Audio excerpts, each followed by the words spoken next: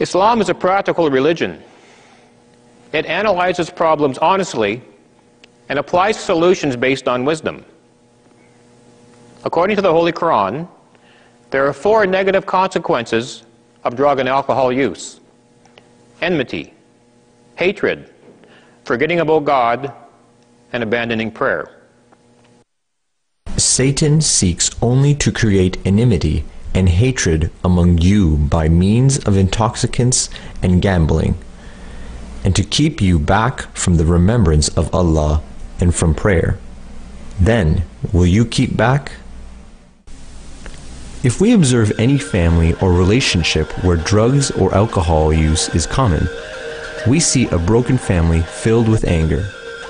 The majority of these situations either end up in divorce or the wife enduring a life of physical and emotional abuse. Over half of all police calls to family disputes involve drugs or alcohol. So we should ask the question, where are the fun and good times that the media shows with drinking alcohol? According to Islam, drugs and alcohol damage our soul by making us forget about God and abandoning prayer. The remembrance of God in prayer is the foundation of worship and leads to success in this life and in the hereafter. God promises us in chapter 2, verse 153 of the Holy Quran. Therefore, remember me, and I will remember you, and be thankful to me, and do not be ungrateful to me. Misusing things which God has given us for our benefit is a sign of ungratefulness. That, in reality, is what a sin is. One of the greatest gifts God has given us is our mind. Hazrat Mirza Tahir Ahmed, may Allah have mercy on him, has explained in his book Revelation, Rationality, Knowledge and Truth about the wonder of the mind. Our mind is what makes us aware of our existence. All decision-making is done by it. The brain is merely a storage place of memory. Our mind operates on information received from our 5 senses. Even when our 5 senses are not active, the mind continues to function, creating knowledge. Knowledge can be defined as something which is safely stored in the mind as a reliable piece of information. However, there is another source of knowledge, and this is only accessible through communication from God. In religious terms, this is called revelation. God's knowledge has no limit, but man's knowledge is very confined. Therefore, the knowledge that lies beyond human intelligence can only be acquired through revelation from God. And God gives this knowledge to whoever He pleases.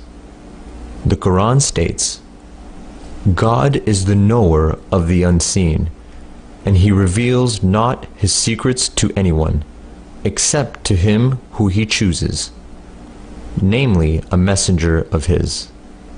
Chapter 72, verse 27. Drugs and alcohol have such a profound negative effect on our mind that revelation from God becomes impossible. According to Islam, prayer is a means of achieving the purpose we were created for, to know and worship God. The founder of the Ahmadiyya movement in Islam, Hazrat Mirza Ghulam Ahmed, on whom be peace, has explained, prayer is not for the benefit of God. Rather, it is for our benefit. It is the primary means of finding peace. A life without prayer is a life without purpose. The Holy Quran explains the same concept in a different way with reference to the honeybee. And thy Lord has taught the bee, saying, make your houses in the hills and the trees and in the fences which people build. Then eat of every kind of fruit and follow the ways of your Lord that have been made easy for you. There comes forth from their bellies a drink of various colors. In this is a cure for men. Surely in that is a sign for a people who reflect. Chapter 16, verses 69 and 70. Of all the insects which cover the world, God has picked the honeybee to demonstrate that when God communicates with any of his creation, how its status is raised above other members of the same species. What is a honeybee, after all, but a fly? Yet what a fly! It is after the message of God is sent to the honeybee at the earliest stage of its creation that it begins to produce honey, a cure for many diseases. In comparison, the fly lays its eggs in filth, and the children of the fly feed in this filth until they are able to fly away, spreading disease and misery wherever they go. This is why Islam forbids alcohol and drugs. God wants us to live a pure life, free of all intoxicants, so we can find contentment, peace of mind, and receive communication from Him. Islam wants men to be happy, to enjoy ourselves and have fun, but not at the cost of our health and peace of mind. True peace of mind is mentioned in the Holy Quran in the following verse.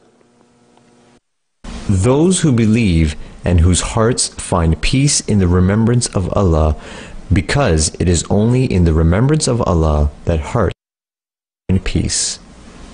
Chapter 13, verse 29.